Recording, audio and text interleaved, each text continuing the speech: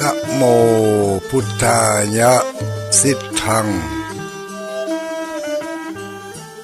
นะโมพุทธายะสิทธัง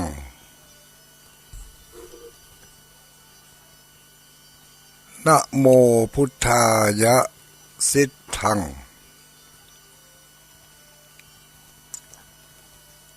นะลูดโมถอนพุทธอดทาลุดญะตกสวาหาย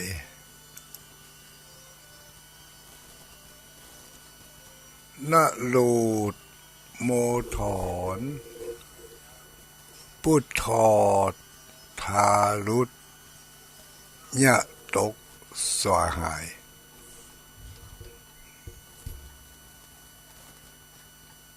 นะลูดโมถอนพุทธอดทาลุดญะตกสวาหาย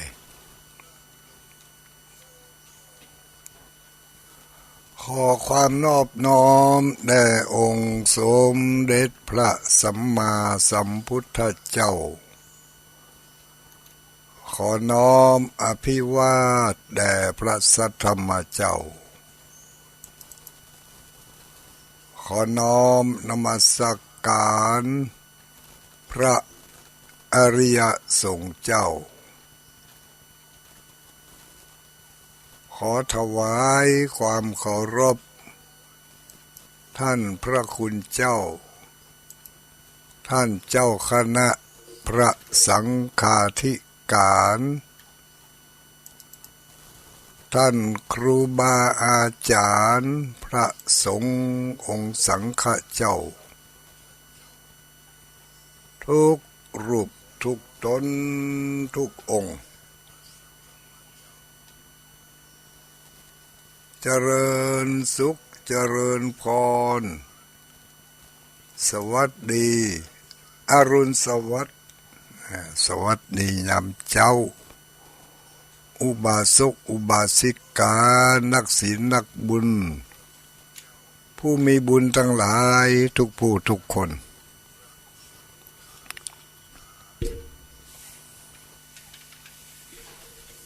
เจ้าวันนี้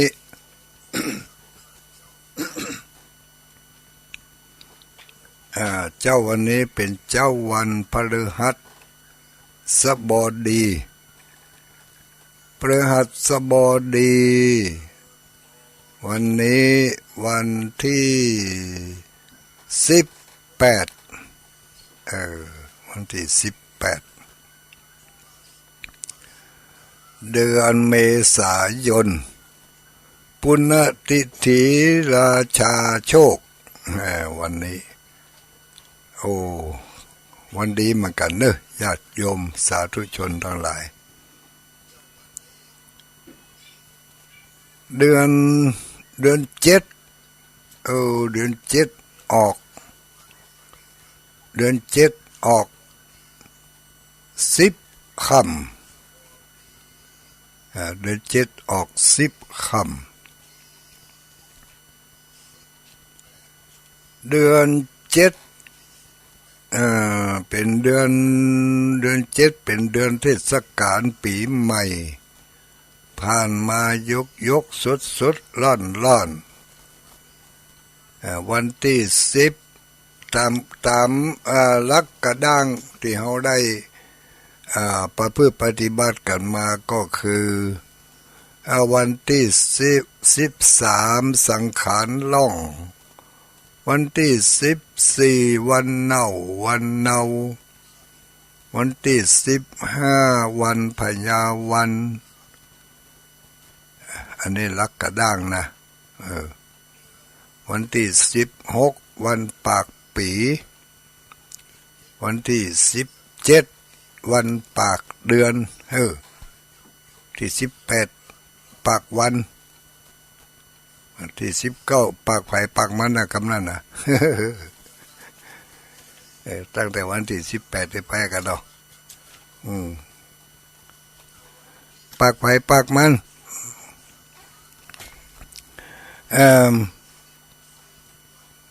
เ เป็นประเพณีอันดีงามเป็น พิธีประจำปีเป็นพิธีกรรมประจำปีของแต่ละท้องถิ่นแต่ละที่ทางบ้านเฮาก็เป็นพิธีกรรมเทศกาลปีใหม่เมืองเมืองไหนอยู่บ้านไหนก็เมืองนั่นน่ะอยู่บ้านล้านนาก็ปีใหม่เมืองล้านนา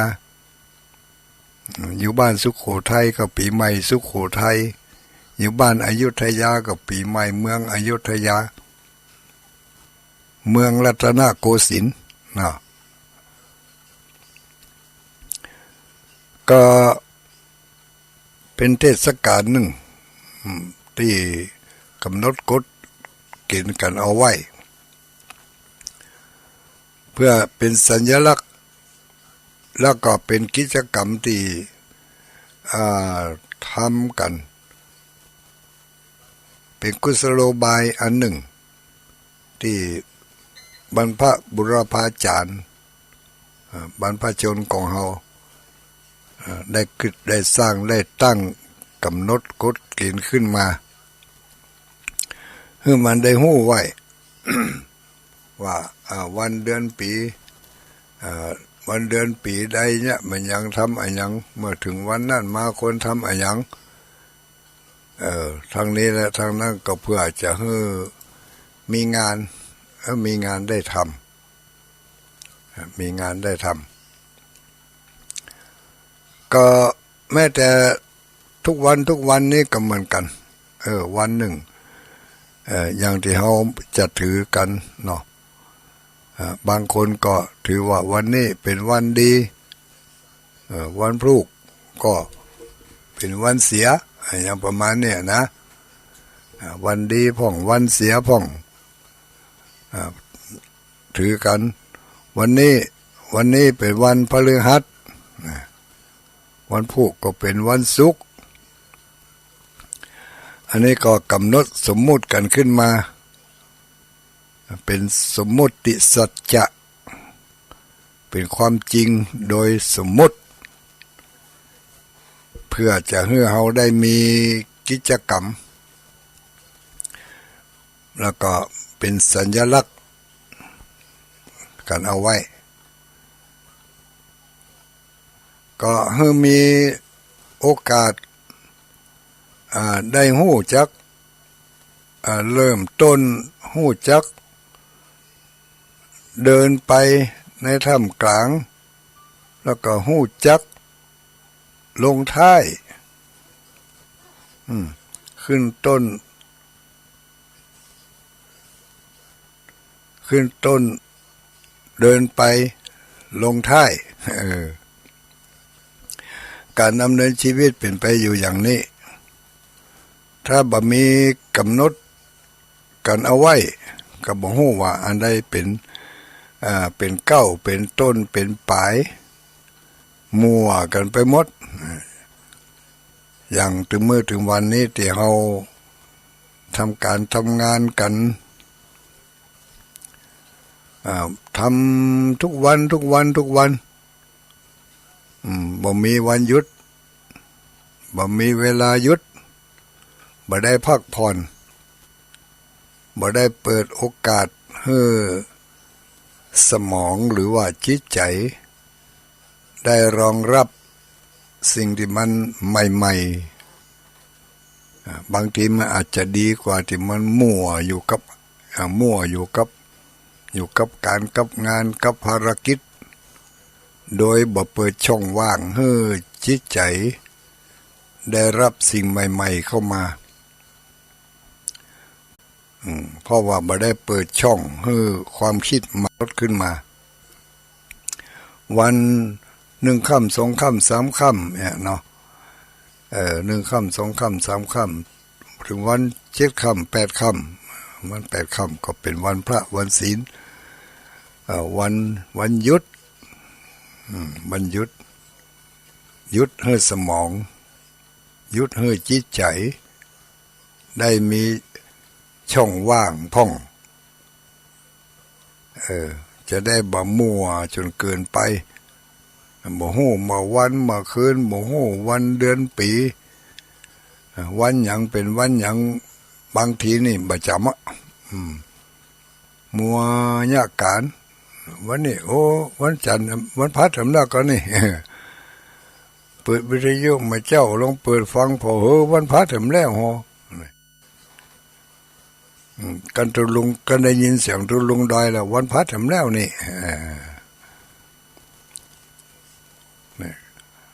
บางทีก็เปิดก่อนนี่เนาะตั้งแต่ตีสามตีสี่ตีห้ามาลองเปิดวิทยุฟังพอล้อถ้าต่าง ต่างท้องถิ่นนอกเขตรัศมีของสถานีวิทยุคลื่นสีขาวก็อาจจะเปิดกันสัก5 โมงเนาะ5 โมงอย่างต่างอำเภอเวียงปะเป้านี่เวียงปะเป้าแม่สวยเวียงปะเป้าแม่สวยวังเหนือเนาะหมู่ว่าจะพ้นไปถึงเมืองพานก็ลายดอยนี่บ่ได้นะเมืองพานนะถ้าฟังก็อาจจะถ้าเปิดก็อาจจะปะสถานีวิทยุเวียงปะเป้าเรดิโอ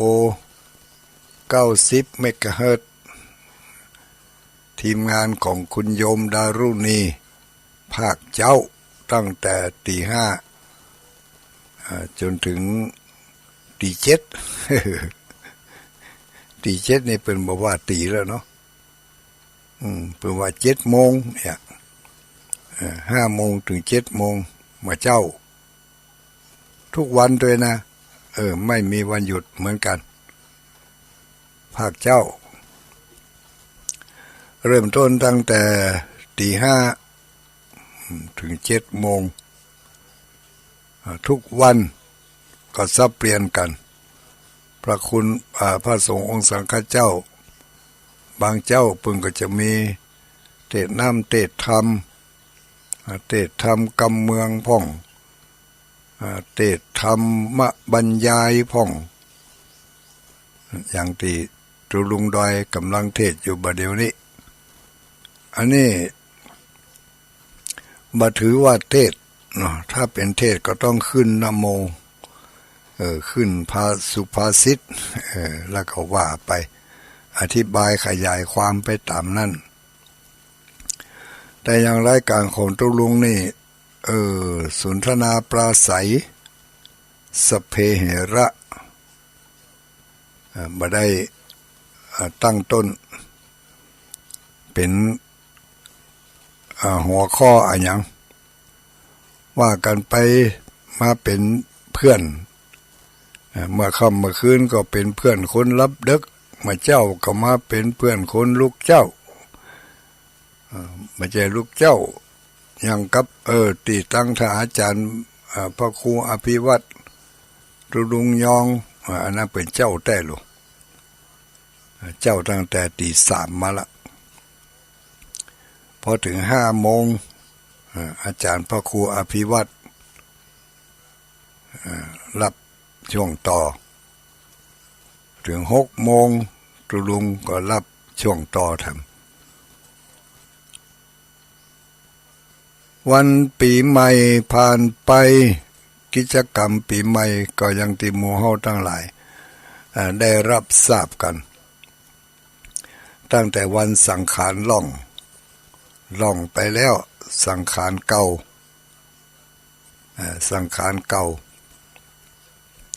ภาษากำอู้สังขารก็คือร่างกายจิตใจสังขารอันนี้ภาษากำอู้ไม่ได้หมายถึงภาษาตัวหนังสือสังขารในที่นี้ก็หมายถึงร่างกายและจิตใจแต่ความหมายอาจจะแตกต่างกันความหมายของสังขารของตัวหนังสือ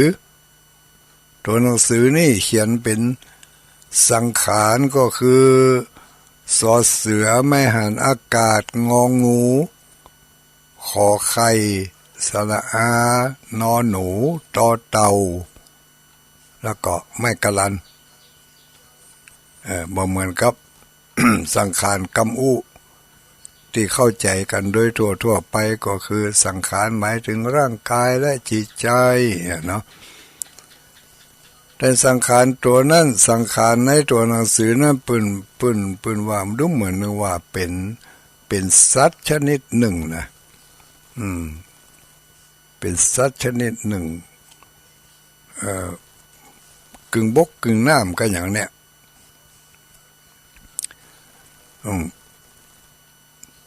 เป็นแมงชนิดหนึ่งสุดงก็จำบ่ได้เนาะจำได้ก็ว่าเป็นแมงชนิดหนึ่งแต่ลักษณะมันเป็นอย่างไรนะลืมไปแล้วหมายถึงสังขารเพราะว่าคำว่าสังขารขอไข่สระอานอหนูตอเต่านี่มันเป็นเรียกว่าอย่างปริวัติปริวัติหรือว่าเปรียบเทียบมาจากคำว่าสงกรานต์นี่นะเปรียบมาจากคำว่าศัพท์เดิมสงกรานต์เป็นคำไทยสงกรานต์ถ้ามาเป็นคำเมืองก็คือสังขารสังขารที่ว่าสงกรานต์นั่นก็คือเมื่อเป็นคำเมืองคือสังขารสังขารตะนั่นนะมันพลิกมันแพลงมันอะไรเอาไปเรียกว่าอย่างนั้นลืมไปละมันพลิกแพลงแปลมันนวลแปลมาจากคำว่าสงกรานต์ขานตัวนี้ก็คือกรานนั่นเองศัพท์เดิมมันเป็นกอไก่เมื่อกอไก่ผสมกับรอเรือก็มากลายเป็นขอไข่ สังขารอย่างกับคำว่ากราบไหวเนาะกราบนี่กอไก่รอเรือสระอาบอใบไม้กราบถ้ามาเป็นกำเมืองเขาก็คือขาบไว้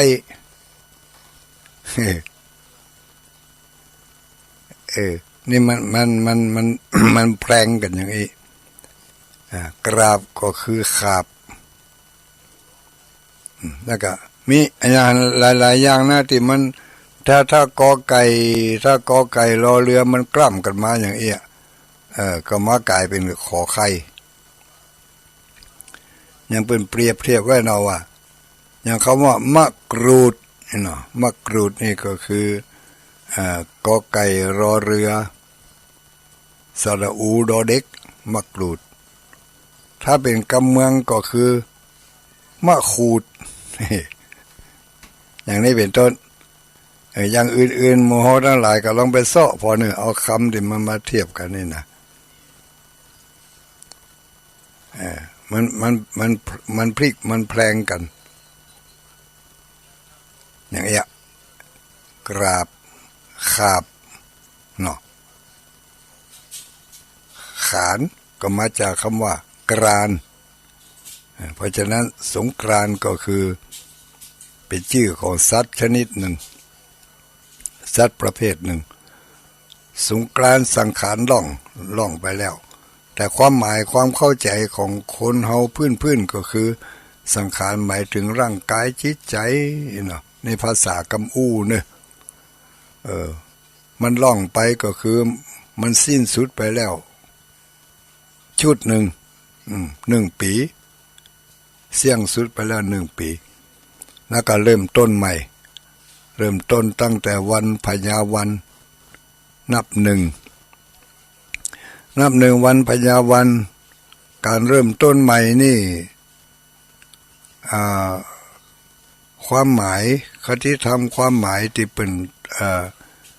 คือความหมายไว้ก็คือให้เขาได้คิดได้กึดว่า12 เดือนที่ผ่านไปนั่น เฮามกมุ่นสารวนสารวายอยู่กับการกับงานกับภารกิจต่างๆมั่วมาตลอดจนกระทั่งมาสิ้นสุดเอาวันที่13มาเดี๋ยวนี้วันที่15เริ่มต้นแล้วเขาจะได้เริ่มต้นใหม่เขามีช่วงว่างเขามีช่วงหยุดหยุดงานหยุดการหยุดอะไรอย่างต่างๆหยุดพักในช่วงนั้นหยุดก็เพื่อจะให้มันเกิดช่องว่างในระหว่างจิตใจสมองว่างใจว่างแล้วจะได้เริ่มต้นใหม่เริ่มต้นทำการทำงานเริ่มต้นแนวความนึกความคิดเริ่มต้นการตั้งความตั้งอกตั้งใจที่ผ่านมานั้นมีความตั้งใจได้ดำเนินมาเป็นเวลา12 เดือนผ่านไปแล้วนั่นความตั้งใจเมื่อ2566มาสิ้นสุดเมื่อวันที่13นี่จะดีจะให้อย่างใดจิตใจได้มีอะไรอย่างใหม่ขึ้นมาหรือไม่ถ้าเกิดผิดพลาดขึ้นมาก็ดีเกิดมันดีขึ้นมาอย่างสูงก็ดีพอถึงวันที่13มาปุ๊บนี่ก็เลยหยุดกันให้กรรมหยุดไว้หันก่อนถ้ามันเป็นแนวคิดที่ดีเป็นจิตใจที่ได้พัฒนามาดีตลอดช่วง12 เดือนที่ผ่านมานั้นตั้งแต่เริ่มต้น566มานั้นถ้าเป็นเทศกาลของถ้าเป็นจำนวนหรือว่าถ้าเป็นลักปีเนาะถ้าเป็นลักปีก็เป็นปีมันยังปีเมาเนาะเทศกาลปีเมาหรือว่าช่วงนักขัตฤกษ์นักขสัตมันจะนักขัตฤกษ์นักขสัตตัวเปิ่งปีเมาก็ปึ่งกระต่ายมาสิ้นสุดเอาเมื่อวันที่13ปีกระต่ายมดหั่นต่อไปนี่ตั้งแต่วันที่15เป็นต้นไปนี่นับตัวปึ่งเป็นปีเป็นปีสีเมาสีเมาแล้วก็สีปีสีมาลงงูใหญ่มาเสงงูเล็กเป็นปีมะลงคนไทยก็ว่าปีมะลงคนเมืองก็ว่าเป็นปีสีตัวปึ้งก็คืองู มาลงงูใหญ่มาเสงงูเล็กแม่นกะเนาะก็ว่ามาลงงูเล็กมาเสงงูใหญ่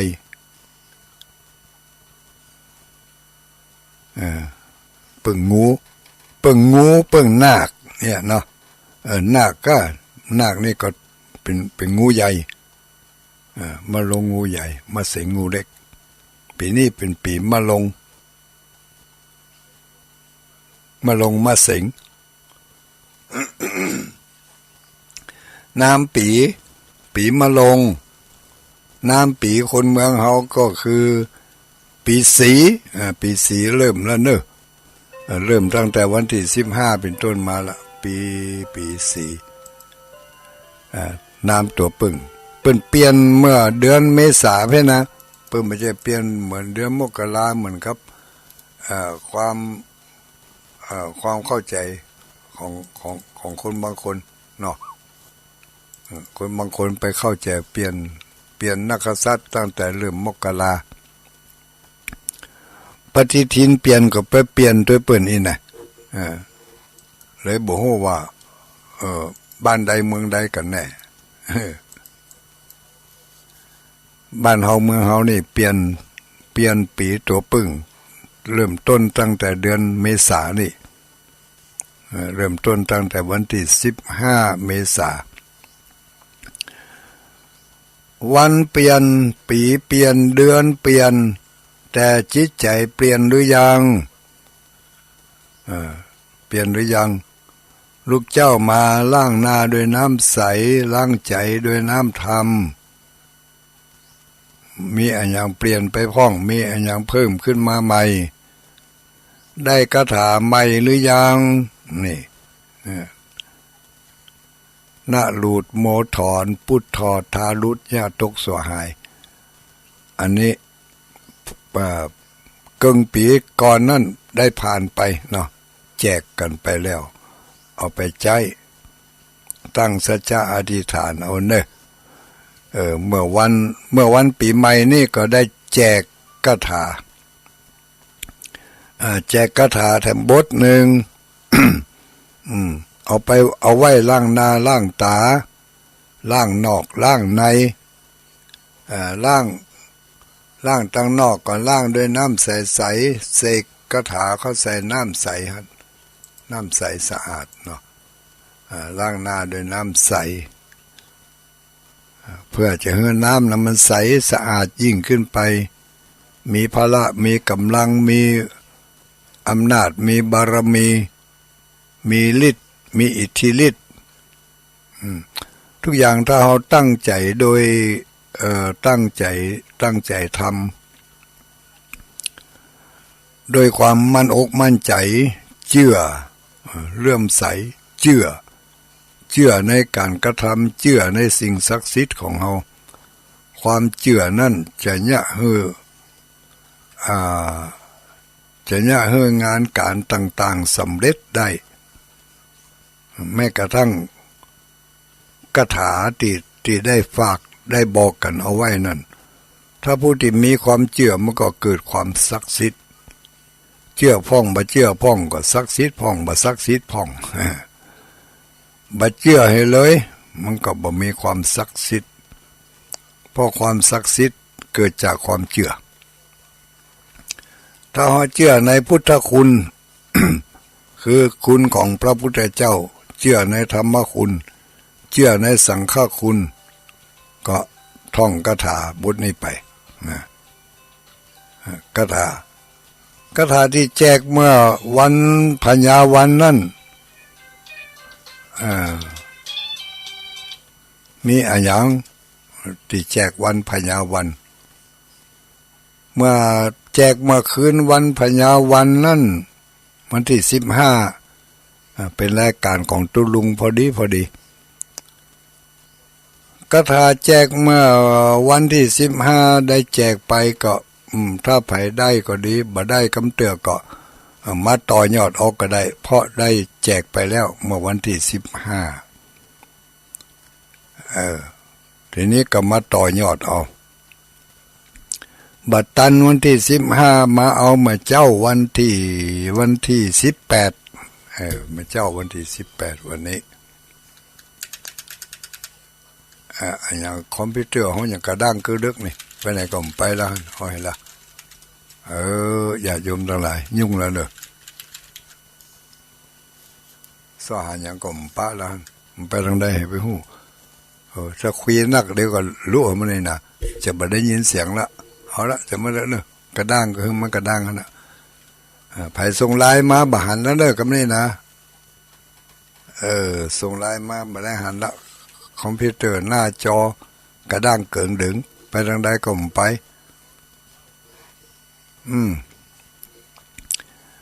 ทบทวนคาถาก็แล้วกันเนอะไผ่ที่ ไผ่ที่ฟังอยู่ตอนนี้เนาะบัดตันได้ฟังเมื่อคืนวันที่15ก็เอากันวันที่18นี่ก็แล้วกันเนาะวันที่18เตรียมตัวเตรียมใจกันไว้เนอะท่องคาถาเอาไว้เนอะ เฮียนเอาไว้บ่เสียหายรู้ไว้ใช่ว่าใส่บาแบกหามถ้าว่ามันได้มันก็จะดีไปเนาะจะได้ฮู้เปิ่นฮู้เฮาฮู้เปิ่นได้ยินเฮาได้ยิน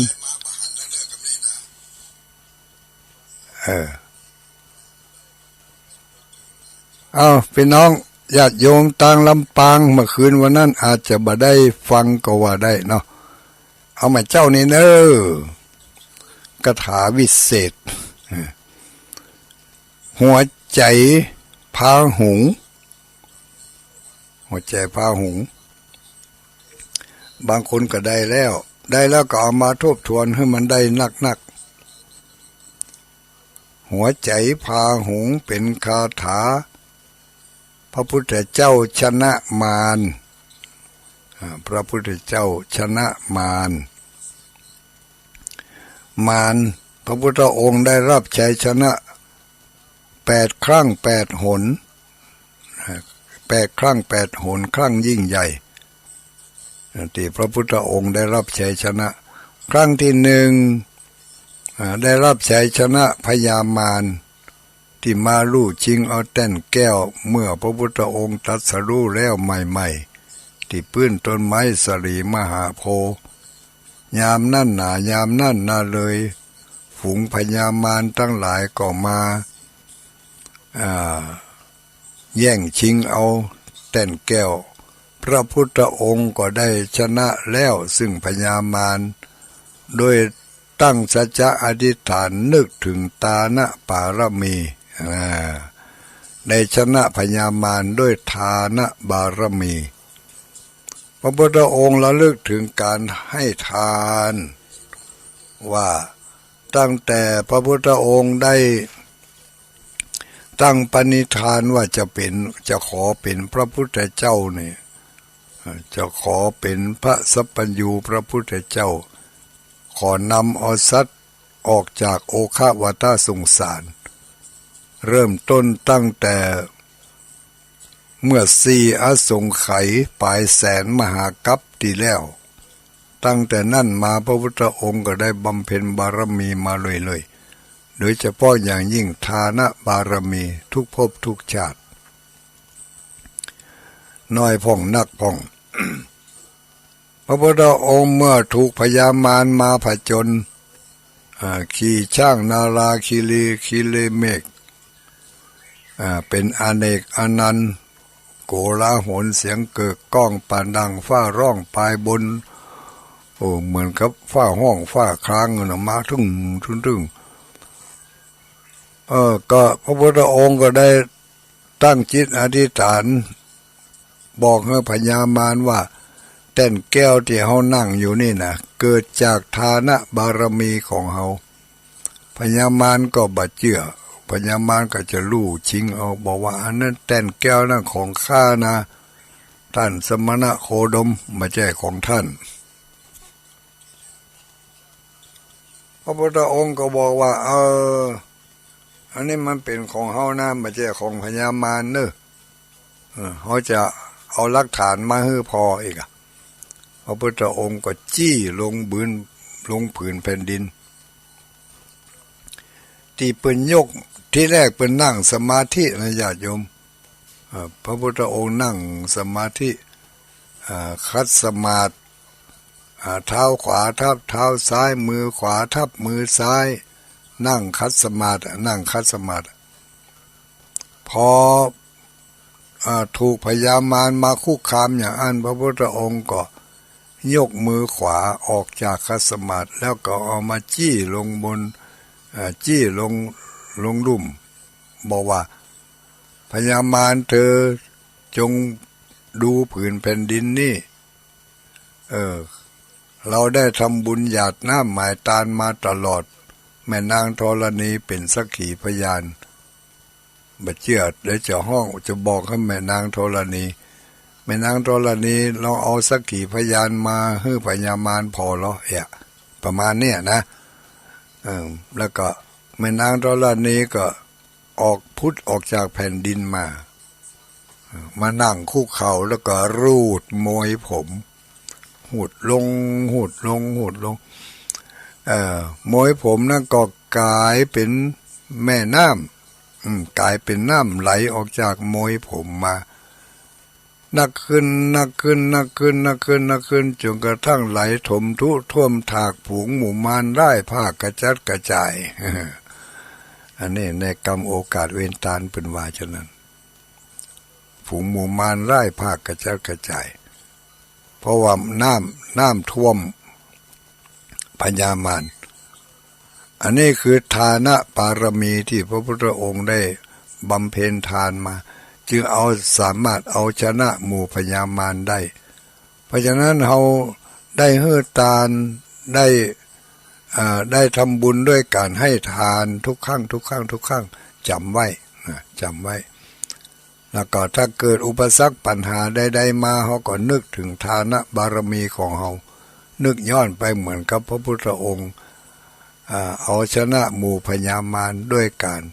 ระลึกถึงทานะบารมีของพระพุทธองค์นี่ครั้งที่หนึ่งพระพุทธองค์เอาชนะพญามารตอนที่ได้ตรัสรู้แล้วใหม่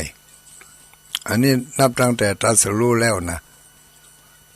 พอได้มาเป็นพระพุทธเจ้าได้ปฏิบัติพุทธกิจ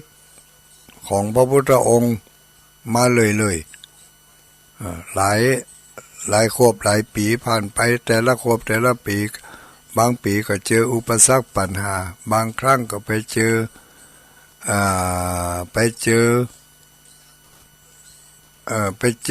กับเหตุการณ์และเรื่องราวเลวร้ายต่างๆแต่พระพุทธองค์ก็ได้รับชัยชนะมาโดยตลอด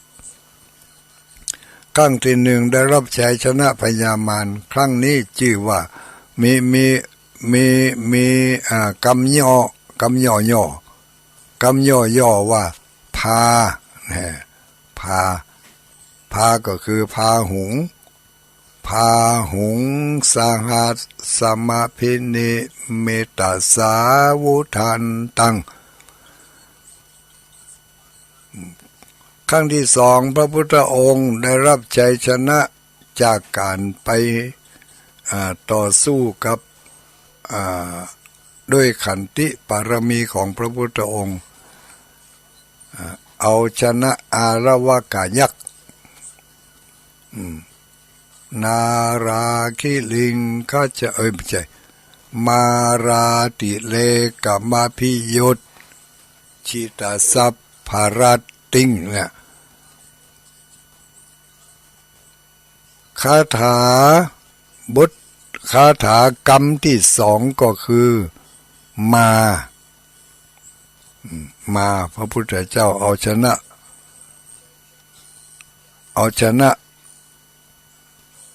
มานะก็เนาะมาราติเลอันที่หนึ่งพาหุงสหัสกรรมย่อก็คือพากรรมย่อชนะครั้งที่สองก็คือมากรรมย่อครั้งที่สามก็คือนา รวมแล้วมีเก้ากรรมญาติโยมทั้งหลายคาถาพระพุทธเจ้าชนะมารชนะสิ่งชั่วร้ายกำนี้เป็นคาถาเลยเนอะมัวมาขยายความอย่างนั้นเดี๋ยวญาติโยมมาหู้ละในสถานีลำปางจะตัดให้ก่อนละ พี่น้องลำปางเนอะวันนั้นบ่ได้ยินนะมาเจ้าเมื่อคืนวันนั้นรับคาถาพระพุทธเจ้าชนะมารชนะสิ่งชั่วร้ายมีเก้ากรรมนะจำให้ดีนะจะว่าทีละ3 กรรมพามานา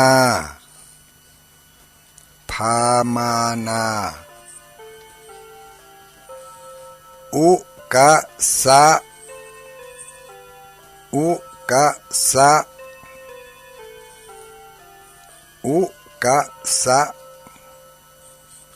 พามานาอุกะสะนะทุเอ ถ้ากำไทยก็ว่านะทุเอถ้ากำเมียงก็ว่านะทุเอบอกทีละตัวเนอะพามานาอุกะสะนะทุ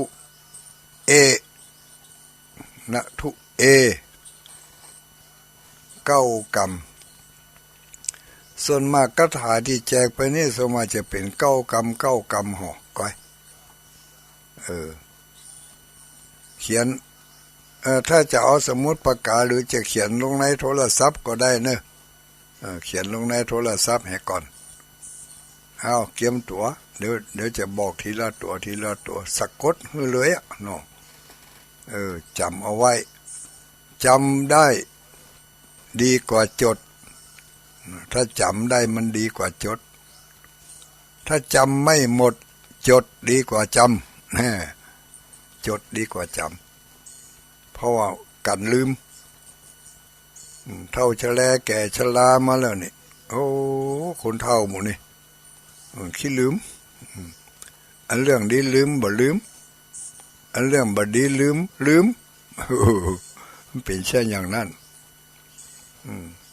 กันเป็นเราหน้าจากคนที่ชินนินทาใส่ร้ายป้ายสีกันจำแม่นน่ะก็ไปเนี่ยพิษเนี่ยพลาดคือเขาตัวเองนี่จำอยู่ฮะน่ะลืมกะไปจำมันไม่อย่างยิ่งจำกึดได้มาได้ก็เจ็บซ้ำน้ำใจเหมือนน่ะปีใหม่ผ่านไปแล้วลืมไปหาเด้อเดี๋ยวไปเอามาจำไว้สิ่งบดีจำอันนี้ที่กำลังบอกบดเดียวนี่คาถาชนะมารชนะสิ่งชั่วร้ายพระพุทธองค์ชนะสิ่งชั่วร้ายด้วยคาถาพามานาอุกะสะนะทุเอปามานาอุกะสะนะทุเอเอาเขียนเลยพอพานสระอามอม้าสระอานอหนูสระอาพามานาออ่างสระอุออ่างสระอุมันใจอุตุดีนะออ่างสระอุกอไก่สระอะกอไก่สระอะอุกะสอเสือสระอะสะอุกะสะออ่างสระอุกอไก่สระอะสอเสือสระอะต่อไปเห็นสามตัวนอหนูสระอะนอหนูสระอะทอทหารสระอุทอทหารสระอุ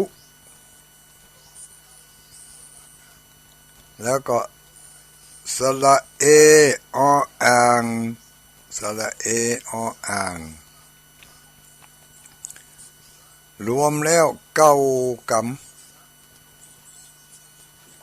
มมีคำว่าปามานาอุกะสะนะทุเอตื่นเจ้ามาล้างนาด้วยน้ำใสเสกคาถาชนะมานี้ใส่ลงไปในน้ำแล้วเอาล้างนาล้างตาเสกลงในเครื่องสำอางเอามาประทินประเทืองผิวเอามาแต่งกิ้วแต่งหูแต่งตาแต่งหน้าให้ดีเสกใส่ทุกทีที่ต้องการจะเอาเข้าไปสู่ร่างกายของเราเสกเข้าไปในกำเข้ากินเข้าไปถ้าแกงมันห้อนเสกเป่าใส่น้ำห้อนที่แกงนั้นเป่าอย่าไปเป่าบ่ได้เป่ากระถาตัวโอ้มันดีนะอยู่ที่ความเชื่อเนอะถ้าไปเชื่อก็ดีแต่ พามานาอุกัสสะนะทุเออันนี้เป็นคาถาแจกกันมาเจ้านี่วันนั้นแจกไปละแจกเมื่อวันพญาวันเมื่อคืนวันนั้นนะโอ้วันนั้นเป็นวันดีแจกกันเหลือมาน้อยก็เลยเอามาแจกญาติโยมมาเจ้าวันนี้พากันท่องให้ได้เนอะถ้าป้ากันทำกรรมจะต้องถามแล้วนะถามได้คาถาพระพุทธเจ้าชนะมารก็เนี่ยพระพุทธเจ้าชนะมารพระพุทธเจ้าชนะสิ่งชั่วร้ายวันนี้มาเจ้าวันนี้ได้แจกคาถาไป ทบทวนแห่งกรรมเนาะคาถาบทนี้มี9 กรรมปามานาอุกะสะนะทุเอปาก็พาเนี่ยอันเดียวกันนั่นน่ะพามานาอุกะสะนะทุเอท่องถึงวันเนอะสิ่งชั่วร้ายทั้งหลายที่จะเข้ามากล้ำกลายเบียดเบียนทั้งชีวิตและทรัพย์สินของเราก็ถ้ามันบันักหนาปาป้านมันก็ย่อมจะมารายหายไปได้ด้วยพลังแห่งความตั้งใจของเราพลังแห่งศรัทธานี่เป็นกำลังอันยิ่งใหญ่เป็นกำลังอันยิ่งใหญ่จะสำเร็จทุกสิ่งทุกอย่างโดยอาศัยศรัทธาคือความเชื่อแล้วก็เติมแห่งกรรมคือเชื่อมั่นทำกรรมเชื่อมั่นว่าเขาทำดีย่อมได้ดีเชื่อมั่นว่าผู้ที่ทำบดีย่อมได้บดีแน่นอนเชื่อมั่นว่าการทำบุญของเขาต้องได้บุญการเจริญเมตตาภาวนาของเราต้องได้สติปัญญาการฟังธรรมต้องเกิดปัญญาดวงปัญญาต้องเกิดขึ้นจากการฟังธรรม1 ปีเมาผ่านพ้นไปเราฟังธรรมมาตลอดมีครั้งใดมีเมื่อใดพ่องที่เราได้รับชัยชนะจากอุปสรรคขัดขวางในชีวิตของเราใจสติปัญญาจากการฟังธรรมมาต่อสู้อุปสรรคที่มาขัดขวางการดำเนินชีวิตของเราได้หรือไม่อุปสรรคต่างๆเหล่านั้นเกิดขึ้นเพราะอะไร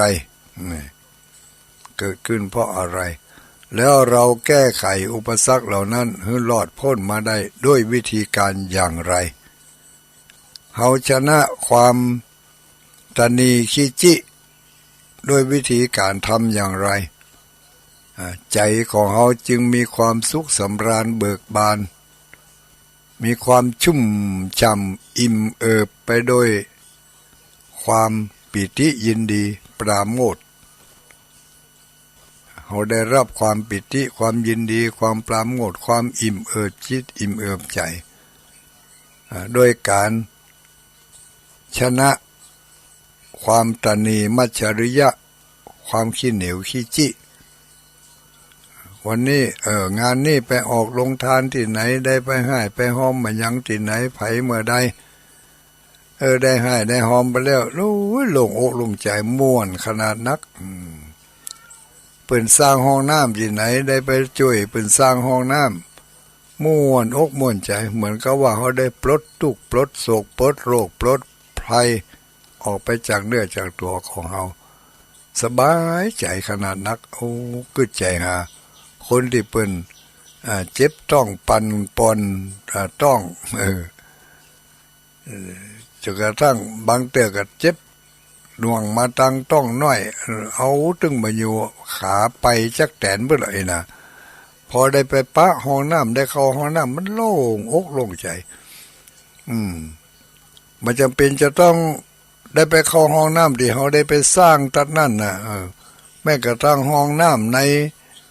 นปั๊มก็ดีในที่ไหนก็ดีเนี่ยถ้าเขาเจ็บต้องปั่นป่วนขึ้นมาแล้วเนี่ยถ้าเขาได้ไปปะห้องน้ำแล้วมันสบายมันโล่งนั่นแสดงว่าเคยได้สร้างห้องน้ำเคยได้ร่วมสร้างห้องน้ำกับเปิดมาก่อนมาถึงเขาเกิดปัญหามาปุ๊บเขาก็เข้าได้ง่ายๆถึงแม้ว่าจะมีคนอยู่หั่นเขาก็ต้องไปก่อนเขาแล้วต้องออกไปหรือว่าเปิดโอกาสให้เขาได้เข้าก่อนอย่างประมาณเนี่ยนะเกิดห้องน้ำมันว่างขึ้นมาเขาเข้าได้สบายอันนี้เกิดจากการได้ร่วมกันสร้างห้องน้ำห้องสุขาที่ไหนเปิ่นสร้างกันมาเดี๋ยวนี้ขจายไปจองให้เนอะขจายไปร่วมกันเหี่ยห้องน้ำห้องสุขาก็ดีเพราะว่ามันเป็นสิ่งจำเป็นโลกการดำเนินชีวิตประจำวันขึ้นรถลงเรือไปเหนือลงใต้อันที่กินนี่บ่สำคัญนะสำคัญที่เอาออกนี่นะมันไม่ใช่ที่เปิดเผยได้อะเนาะถ้ามันตุกในตุกขนาดนักเนอะตุกจะเอาออกนี่นะบ่เหมือนตุกที่จะเอาเข้านะเนี่ยเอาชนะความตระหนี่ด้วยการให้ทานชนะความโกรธความเกลียดด้วยการให้อภัยชนะความโง่เขลาเบาปัญญาด้วยการเจริญเมตตาภาวนาไหว้พระสวดมนต์ฟังเทศน์ฟังธรรมบ่อยๆจะได้โป้นจากมิจฉาชีพ จะได้หู้เท่าทันกลลวงของหมู่มิจฉาชีพจะได้บัดเสียหู้เสียลักเสียทีให้แก่เขาตั้งสติให้ดีก่อนที่จะสตาร์ทมันบอกให้กดเหล็กนั่นกดเหล็กนี่ตั้งสติให้ดีก่อนที่จะสตาร์ทเจ้าวันนี้ใช้เวลามา1 ชั่วโมงหันว่าสมควรแก่เวลาเหลืออยู่2-3 นาทีเนาะแผ่รับฟังอยู่ที่ไหนต่อได้ต่ออันเนอเพื่อเป็นการทบทวน0932722499ลองมาพอสักไลน์2 ไลน์แล้วถ้าเวลามันหมดไปก็คือหมดนะในท้ายที่สุดนี้ตุลุงก็จะได้ปันปอนปีใหม่เนอะกับศรัทธาญาติโยมทั้งหลายเอวังโหตุสัมปติสามิดีและอาจจะในวันนี้ก็หากเป็นวันดีที่อันวิเศษเหตุว่าวันที่18มาจุจอดทอดถึงเติงตันมูลสัตตาอุบาสกอุบาสิกาทั้งหลายก็ได้มีจิตเจตนาน้อมจิตน้อมใจฟังรัศธรรมเทศนาธรรมบรรยายตั้งแต่เจ้ามาจนถึงบัดเดี๋ยวนี้ด้วยกุศลและเจตนาอันประเสริฐล้ำเลิศนี้ก็ขอได้มาเป็นพลวะปัจจัยกำจูอุดหนุนดลบันดาลให้ท่านทั้งหลายได้มีสลีติคาอายุวันนะสุขภาละหิมาก้าขึ้นอายุมั่นขวัญยืนภาศจากทุกโศกโรคภัยไข้พยาธิอาพาธทั้งหลายจะได้มาเบียดเบียนให้มีความเป็นอยู่สุขเสียนแจ้งเต้าจิรการจุผู้จุคนนั่นจุงจักมีตามดังในยคาถาบาลีว่าสัพพิติโยวิวัจจันตุสัพพะโรโควินาศตุมาเตภวัตวันตรายโยจัตถาโรธรรมาวัฏันติอายุวันโนสุขังปะลังจุดลีเนอร่ำรวยสุขภาพแข็งแรงเหมือนกันกูคนวันที่20มะแรงปะกันที่วัดฝ่ายหินเนอเชียงใหม่วันที่20ตั้งแต่1 ทุ่มเป็นต้นไปอาจจะไปถึงก่อนนั่นสักน้อยนะเพราะว่าเวลาเป็นจะเริ่มตั้งแต่1 ทุ่มวันที่20ปะกันที่วัดฝ่ายหินเนอเชียงใหม่ก็นำรายการนี้คืนเวลาให้ตั้งสถานีตุลุงก็ขอ ยกเลิกการดำเนินการดำเนินรายการไปจนกว่าจะถึงวันที่22ปะกันแทมไม่มาค่ำมาคืนนี้ค่ำคืนว่าเจ้าวันนี้โชคดีมีใจล้างหน้าด้วยน้ำใสล้างใจด้วยน้ำล้างใจด้วยน้ำธรรมเหมือนกันกูคู่กูคนหน้าจอคอมพิวเตอร์มันกระด้างเกินเดินบ่สามารถที่จะเอาเพลงใส่ไปได้เพลงบุรพาราศมิงวันนี้บ่มีบัตันเนอะเอาเปิดบ่ได้ละก็เป็นอันว่าตัวลุงก็คงจะคืนเวลากับทางสถานีเปิ่นไปเท่าอีก่อนเนอะจัตตารโอธรรมาวัฏันติอายุวันโนสุขังปะลัง